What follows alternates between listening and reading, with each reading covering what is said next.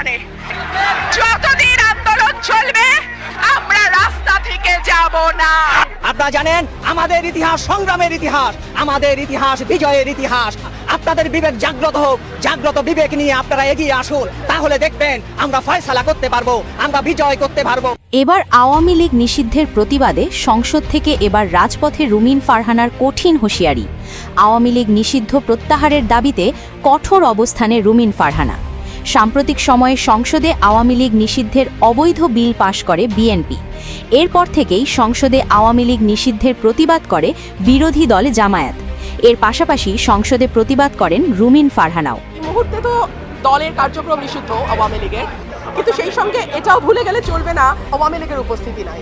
So সেই দিক থেকে দেখতে গেলে বাংলাদেশের মিনিমাম শতাংশ মানুষের রিপ্রেজেন্টেশন এই সংসদে থাকবে না।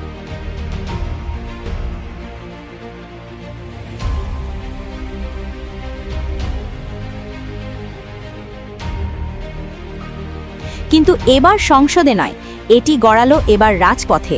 রাজপথেই আওয়ামী লীগের নিষিদ্ধ প্রত্যাহারের দাবিতে শিক্ষার্থীদের সাথে নিয়ে মাঠে নামলেন রুমিন ফারহানা। বিএনপিকে দিলেন কঠিন হুঁশিয়ারি, দিলেন 24 ঘন্টার আলটিমেটাম।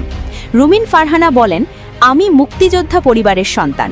বাংলাদেশের ভাষা আন্দোলন থেকে মুক্তিযুদ্ধ আমার বাবার অবদান আমি জানি, আর মানুষ জানে। কিন্তু আওয়ামী লীগ হলো স্বাধীনতার প্রতীক। এটি কোনো কারোর ব্যক্তিগত দল নয়, এটি গণমানুষের দল। আর এই গণমানুষের দলকে সংসদে অবৈধভাবে বিল পাশ করে নিষিদ্ধ করা হয়েছে। এটি বাংলাদেশের মানুষ ঘৃণা ভরে প্রত্যাখ্যান করেছে।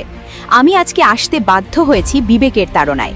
কিভাবে একটি স্বাধীনতার দলকে নিশ্চিহ্ন করার জন্য এমন একটি আত্মঘাতী সিদ্ধান্ত নেওয়া হয়েছে।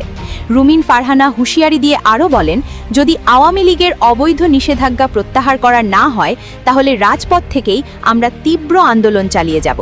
তাই প্রিয় ভিউয়ার্স, আওয়ামী লীগ নিষিদ্ধ প্রত্যাহার আদৌ কি করা হবে বলে আপনাদের মনে হয়?